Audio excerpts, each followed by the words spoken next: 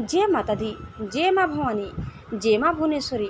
स्वागत है दोस्तों आप सभी का आपके अपने चैनल जी जायसवाल यूट्यूब स्टोरी में।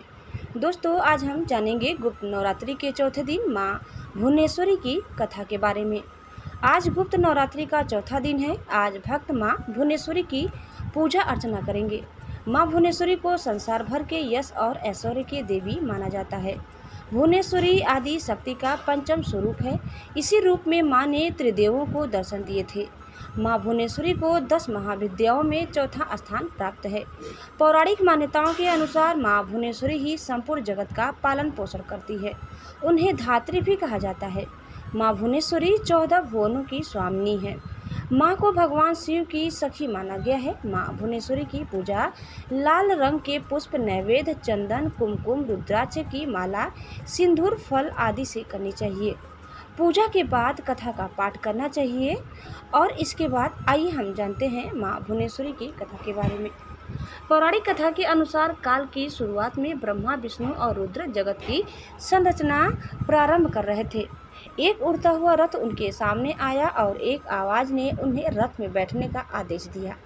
जैसे ही त्रिदेव रथ में बैठे, यह मन की गति से उड़ने लगा और उन्हें एक अजीब से स्थान पर लेकर गया। यह स्थान असल में रत्नों का द्वीप था, जिसके चारों तरफ अमृत का सागर और मनमोहक आकर्षक जंगल थे। जैसे ही त्रिदेव रथ के बाहर उतरे, वह स्त्री स्वरूप में बदल गए। उन्होंने उस द्वीप का अच्छी तरह मुआयना किया। वहां उन्हें एक शहर मिला। उस शहर के चारों तरफ सुरक्षा की 9 परतें थीं और इस तरह की सुरक्षा उग्र स्वभाव के भैरव, क्षेत्रपाल, मातृका और दिक्पाल कर रहे थे। जैसे ही वह शहर के अंदर गए, शहर का सौंदर्य और विकास देखकर मंत्र मुग्ध हो गए। आखिरकार वे शहर के अंदर स्थित मुख्य राजमहल में पहुंचे, जिसका नाम चिंतामणि गृह था और जिसकी सुरक्षा योगिनियां कर रही थी। यह शहर त्रिपुर था। देवी भुवनेश्वरी ही राजधानी को मणिद्वीप की रानी थी। जैसे ही त्रिदेव महल के अंदर घुसे, उन्हें देवी भुवनेश्वरी के दर्शन हुए। उनकी छठा लाल रंग की थी। उनकी 3 आंखें, 4 हाथ थे तथा उन्होंने लाल रंग के आभूषण पहने थे। उनके शरीर पर लाल चंदन का लेप लगा था तथा उन्होंने लाल कमल की माला पहनी थी।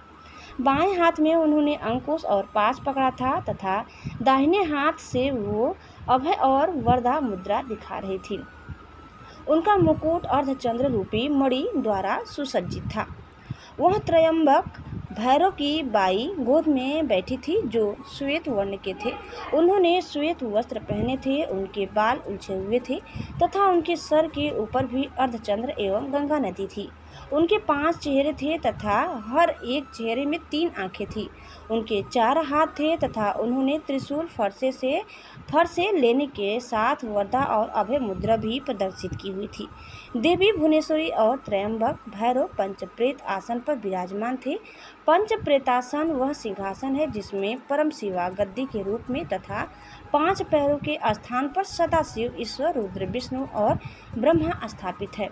इन सब की सेवा में अनेक योगिनियां थी। इनमें से कुछ पंखा डोल रही थी, कुछ कपूर डालकर पान के पत्ते समर्पित कर रही थी, कुछ नए शीशे पकड़ी हुई थी, कुछ घी, शहद और नारियल पानी समर्पित कर रही थी, कुछ माता के बाल का श्रृंगार करने के लिए तैयार थी, कुछ देवी के मनोरंजन के लिए नृत्य तथा गायन में लिप्त थी।